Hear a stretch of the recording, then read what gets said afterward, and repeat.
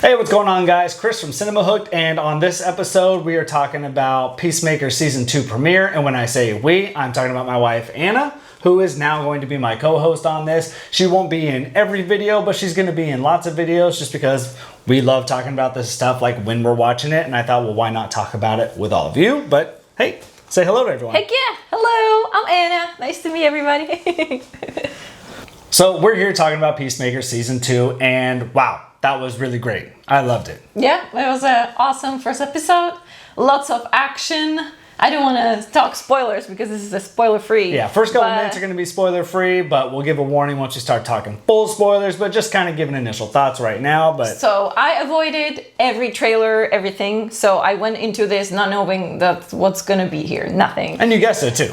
And then I guessed world. it. Yeah, I guessed it. And then when he like walked through the door and I saw some like stuff on the walls, I was like, is that a parallel universe? I look at you, I was like, is that a parallel universe? I was like, yeah, right on. So I was like, yeah, I love that. I also tried to avoid all the teaser trailers and all that stuff. Now with this channel, I'm probably not going to avoid stuff anymore because I kind of like need content. So I will be watching them, but for this one, I wanted to go in blind. Unfortunately, I heard some radio ads where he talks about, you know, it's got the clip of, oh, I found a door to a parallel universe. So spoiled, but that's what the whole season's going to be about. So exactly. We all know. I'm sure all of you watched the teaser trailers. One thing I really like about this season so far, and we kind of knew going in, even though we didn't watch the teaser trailers, is bringing back the cast. Mm-hmm. So all the same people. We got Adebayo, we got the whole 11th Street people. So we got Vigilante, who is awesome. I think Adrian's hilarious. He's really funny. Yeah. And like I said before, we just watched the finale before we saw this. So, you know, we got the whole fart jokes. We just refreshed. Yeah. So a lot of fun there. Adebayo is probably one of my favorites. I really like her.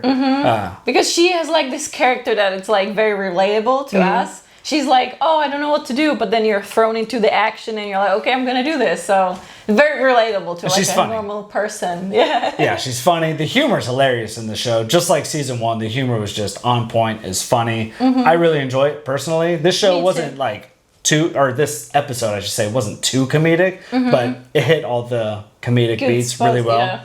Yeah. But I'm having a really hard time not talking about details and spoilers. Exactly. So I think we should just go into spoilers. So. All right. Full warning. We are going into full spoilers now. So stay tuned. Turn it off if you haven't seen it. Yeah.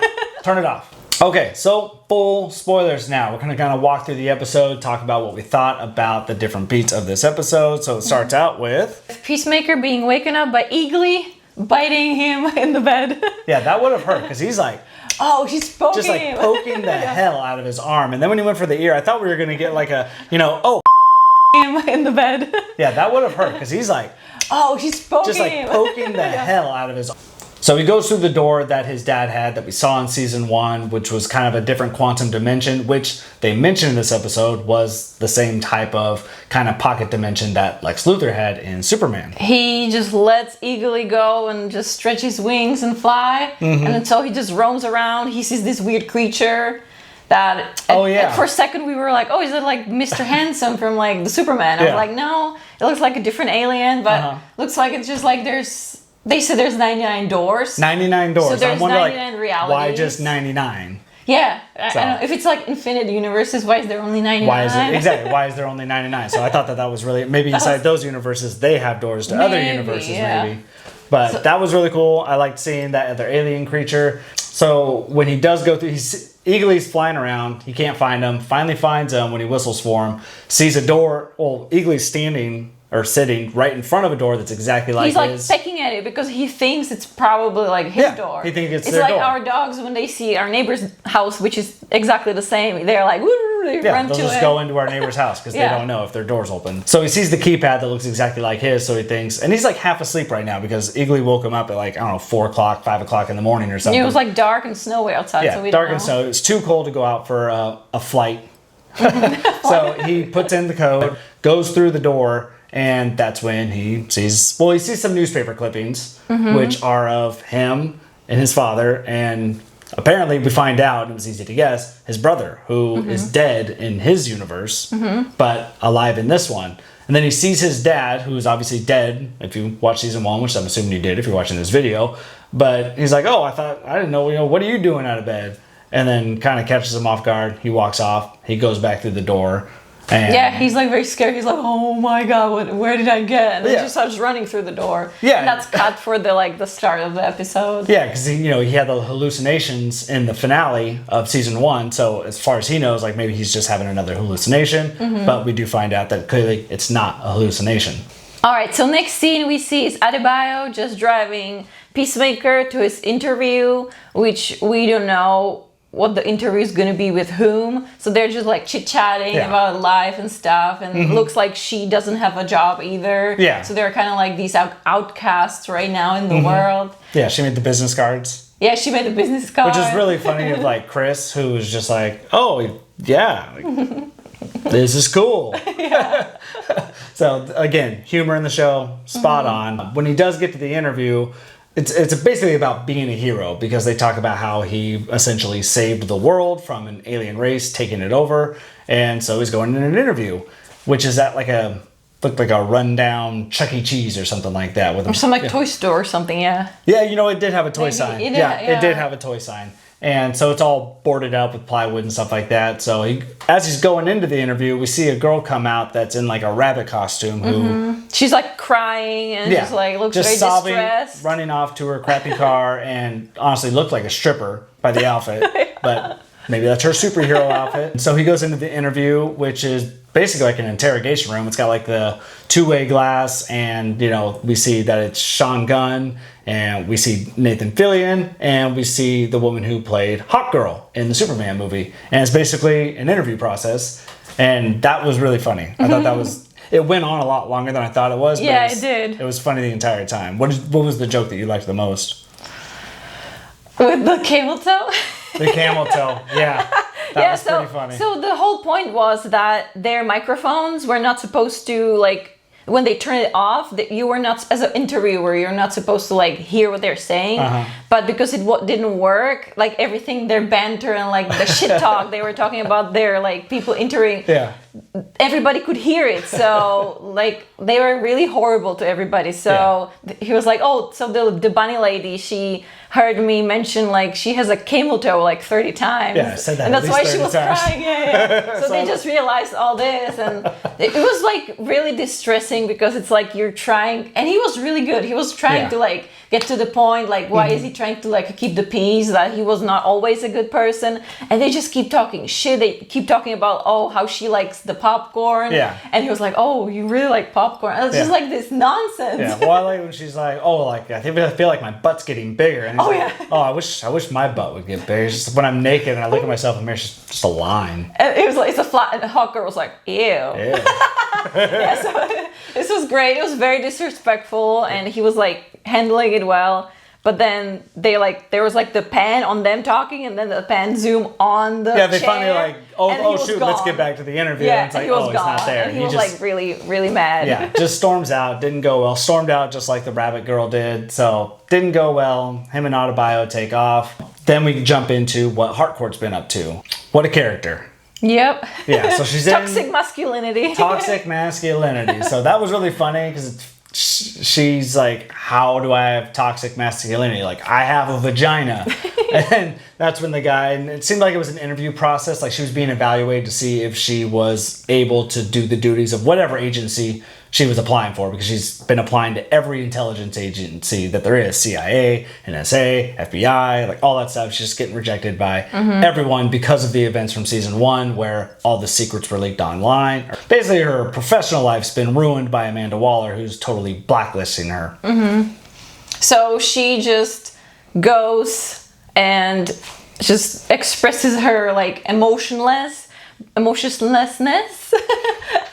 English is not my first language. But she's Czech, by the way. She's not American. Yes. American citizen, not American. I think by now you can tell that I have an accent. Does she have an accent? So she just goes into this, I would say like motorcycle gang. Well, even before that, she goes into her car. Oh, that too, yeah. She's just like so mad. She starts punching the... Which is relatable. Most human beings, I know, like me personally, like there's been times where you just punch the hell out, and it's a release. Like you've got I'd say testosterone going, but I mean, according to the toxic masculinity, I mean, she does have a bunch of testosterone going because she just beats the hell out of her dashboard. Yeah. I thought it was really great. It's just like she's emoting so well. It's believable, like how mad and upset that she was. And then so she ends up driving home where Chris, Peacemaker, is waiting for her, and he talks about the hand, and she doesn't hide it. She says, you know, like got into an argument with her dashboard or something like that. And then we get a couple cracks about 30 Seconds to Mars. So any crack about Jared Leto is usually typically funny. So they go into the house and they're just kind of talking about life. She knows about his interview. He knows about her interview. Basically, she tells him that it went bad. He says that his went bad. The conversation doesn't really go anywhere, really. No, they do talk about the boat. I feel like Peacemaker is trying to like kind of like hash out their feelings maybe for each other a little bit, but she's just like stonewalling him. She's like, no, there's nothing to talk about, and so he's just like, okay, I guess I will just leave it be. Yeah, so he basically just storms off because there's nothing there. They did mention like a boat trip that they took where clearly, Something we saw at the end of season 1 that they like held hands in the hospital. So it's like, oh, maybe something's like, you know, brewing. Yeah, something's going on. But no, they took like a trip on a boat. She says we were both drunk. So clearly like something happened. I'm assuming they hooked up. You know, so there's two things it could go. One is like they hooked up, or something happened, like they maybe like kicked ass of some like bad guys or something. So it could go two ways. I don't know which way are they pointing, but yeah. I'm thinking probably, yeah. Yeah, probably. All right, so now Peacemaker, Chris, is in a bad mood now, and next we find him in his house, and he's just having full orgy, just naked people, just penis and boobs, just European style. Just everywhere. He's not participating. He's just kind of he's just zoning out, just watching people let it hang. For like a second, I thought it might have been just like a dream sequence or something, but then it was like, who would dream of that? I don't know. And not participate. Exactly, it was weird because like he was like fully dressed and not participating. And he's just like having a beer, but there's like a guy banging someone on the sofa like right next to him. And then like, there are like two people just like kind of trying to like kiss his neck and stuff. And then he's just like walking through it. So I was like, maybe that's just like something weird. Maybe because he like snorted cocaine. Maybe something. We did see him like taking. You know what? That's actually how it started. It wasn't like full. Oh yeah. He like took some bong rips. Yeah. Then he started doing some cocaine. And then no, because the orgy was real because we saw the guy spying on him. Yeah, he took pictures and stuff. He's kind of in a trance right now just because he's all drugged up. So he walks over to his quantum door. He opens it. That's when the camera kind of pans off and we see that there's a surveillance van outside of his house where we finally get to see John Economos again. And that's when he's on the phone because he's still kind of working with Argus. And Rick Flag Sr., we get a little more of him. We saw him in the Superman movie. And it's Rick Flag's son who we saw Peacemaker kill in James Gunn's Suicide Squad movie. So clearly we find out, and if you watched after the episode, we do see little like kind of interviews with the actors talking more in depth about the show, and we do learn from Frank Grillo, who plays Rick Flag Sr., that basically his whole motive right now is just revenge on Peacemaker. Yes, that's his whole like character arc right now. But you can like, if your son was killed by some like superhero, then you would probably feel the same. You would just want to be like, hey, I want to be on top of this. I want to like get his ass. And, yeah. He's showing a lot of restraint though too, because he could easily just probably kill him if he wants. If he really wanted to, he could probably just kill him. But I mean, seems like he's a by the books guy for the most part. He's trying to catch Chris like in the act of something illegal. He can put him away behind bars for. So he asked John Economos like, hey, they make this priority 1, which his like assistant was like, priority 1? And he's like, well, yeah, we can't have another dimensional rift tearing apart the the world like it did in Metropolis. They got a little blip about the dimensional rift, and then they thought it was just a glitch in the system. But then tonight, that same exact thing happened at his location. So John Economos goes to investigate it, and he basically lies to his boss. He's like, oh, no, there's an orgy. Yeah. And he said he is participating, which he wasn't. He's just staring at the door. Staring at the door, yeah. So once he walks through the door, he walks into the living room that he saw at the very beginning scene. Yes. And he just sees there's like the helmet of his dad. There are the paper clippings framed, and there are like some heroic actions of like the trio, which we figure out it's going to be the dad, Peacemaker, and we're thinking it's going to be his brother, because in this parallel universe, we think he's not gonna be dead. So that's what we were like kind of thinking. So then he goes through the room. He's kind of like walking through the house. The house looks very big, very luxurious. Very nice. He's not used to it because he lived in a trailer, and I think his dad was like kind of like a deadbeat, so he didn't have like a big house. Normal ass house. Exactly, yeah. So he's just walking through. Then he goes to the porch. It's like a beautiful porch. There's like a driveway, and he sees a car that's coming towards him. So he doesn't know what's going on. So he kind of goes to the side, and he's looking, and then a guy walks out of the car, and he's like looking at him, and then he like realizes, oh my god, that's my brother. That's my brother Keith. And brother recognizes him. He's like, hey dude, like what are you doing here? Aren't you supposed to be I thought you were in Bloodhaven. somewhere? Yeah, exactly. Bloodhaven, yeah. And he's like, oh, and he's just like looking. He's kind of like, he doesn't know what to think, because like he's seeing his brother that's alive right now. Yeah, as an adult. He's never met as an adult. So he's overcome by emotions, and then the dad walks in, and he's like, oh, hey, what you doing here? Hey, son, hey. Yeah, and they're all like the family things like people do, just like touch each other. Like he never... Great dynamic. Yeah, great dynamic. He like never experienced it, so he's like kind of like, he doesn't know what's happening, and then they just go in and... They go in, the door shuts, and that's when we get to Harcourt's kind of next part of this story. Next, we get into one of the most badass parts of this episode, and that's Harcourt going into a biker bar and just all hell breaking loose. Tearing everybody apart. Oh, yeah. We just like realized like how much her muscles got bigger in this season. She was freaking like... Big ass like muscles. Yeah, when she got out of her car earlier, that was all like, holy shit, look at those. They're just all veiny. And I'm like, damn, James Gunn really got his wife working out.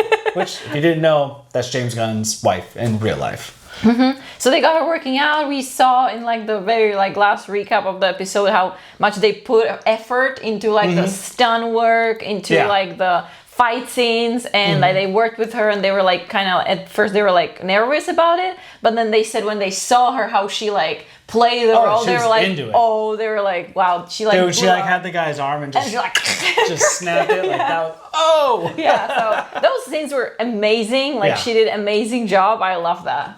Stunt coordination was great. So that scene happened, obviously just showing how much aggression she has built up. And then the final kind of closing scene of this episode was back Chris in this parallel universe with his dad, with his brother, sitting around, having their drinks, telling old stories and stuff, which was really cool because here's Chris sitting there and he's hearing these stories for the first time. Even though they're about him, he doesn't know. So he's sitting there as if they're telling him a story. Instead of reminiscing about an old memory, he's like, tell me more about the story. And you can see how he's like nervous and kind of like overcome by emotions too, because like he has never experienced something like that. Like he has never experienced the family life. Family bonding. And just like actually like nice people in his life that care about him. And you can see that his brother just loves him. The dad loves him. Like the dad is not this insane racist. It's like... Dude, the love, you could like feel the love like between all three of them. I mean, Chris doesn't talk much. He's just kind of like absorbing it all because he's still kind of like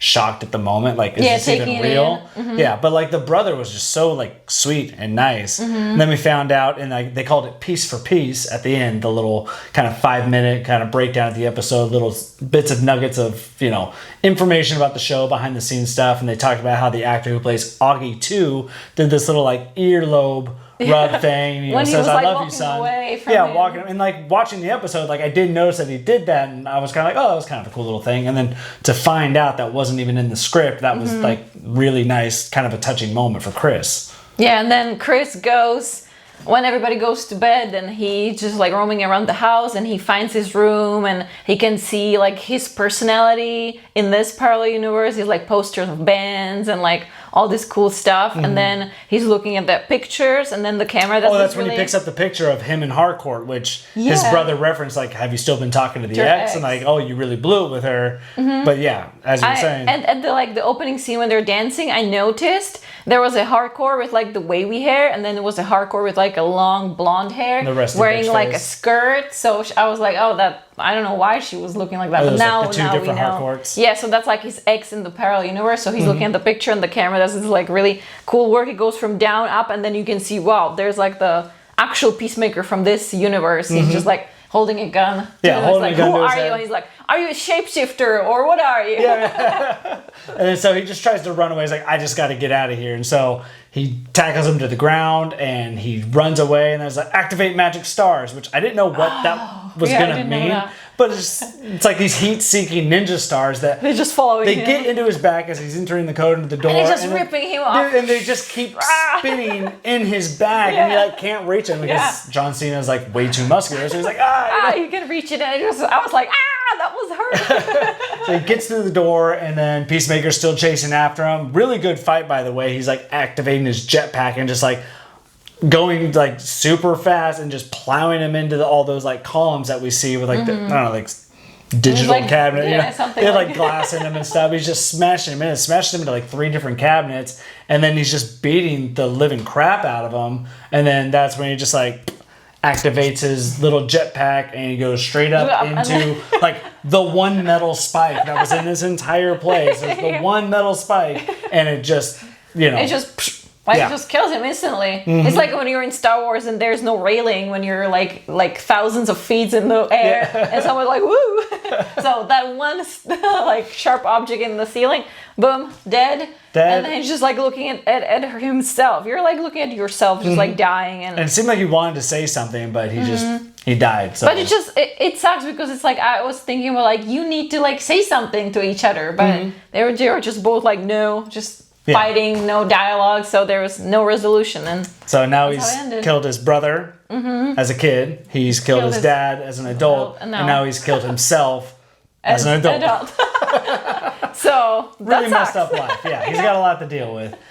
Some other cool little nuggets were that at the very beginning of the episode, when we got a little recap, they edited the finale from season 1 to Autobio when she's asking Amanda Waller, like, can't you send the Justice League or something? They did change that to Justice Gang, which is what Green Lantern, Hot Girl were called in the Superman movie, and Mr. Terrific. And when we see, you know, Superman floating down, the other characters, kind of their silhouettes, they got rid of Aquaman, Flash, and Wonder Woman, and we've got Mr. Terrific, Superman, Green Lantern, Hot Girl, and then I didn't even notice it until we were replaying it back on my phone. She knows it was Supergirl off to the right. Like, obviously, it's just their silhouettes, but I thought that was really cool. It's like, yeah, because I could see like they were like kind of like the slim legs, kind of like the V shape, and like the cape. I was like, who else would that be? Like Supergirl. Yeah, so we're assuming it was Supergirl. I'm pretty sure it was Supergirl. You heard it here first. Yeah, you heard it here first. Yeah. But by the time I upload this video, you'll hear it here a million times. So. Exactly. But yeah, great episode. I really loved it. Picked right back up where it left off. Ton of fun, lots of humor, lots of blood. Lots of emotions too, like in the family scene. I like felt it. I like felt the emotions and like the gravity of the whole situation. Like John Cena can act. Yeah, like a list recently came out of best wrestlers turned actors. So Dave Bautista was number 1. There's the guy in like Dune, and he's been in some other really big movies. He's played like serious parts. They had The Rock at number 2 and John Cena at number 3. I think I would leapfrog The Rock. I'd put John Cena at number 2 because he's hilarious, but he can like emote. Like yes, he can play. He can like, make you feel some emotions. Yeah, even in like other movies we saw, like even Ricky Stenicki, which is ridiculously over the top. He actually had some emotional beats in that movie, and you actually like can feel for his character. So very believable. I'm putting John Cena number 2. The Rock, you know, I'll check out that UFC movie by A24. We'll see how I feel after that one. Yep. But really great episode. Hope you guys like this. This is our first time doing this together, so I hope you liked it. Hey, if you have any feedback, something we can improve on. Not bad one. Not bad one. It might hurt her poor little feelings, but you know, anything we can improve, let us know. But please subscribe to the channel if you haven't already. And again, leave a comment, like the video, share it if you feel so inclined. And anything you want us to talk about on the next video or anything else you want us to review, let me know in the comments. And I'll catch you on the next one. Bye. Catch you on the flippity flop.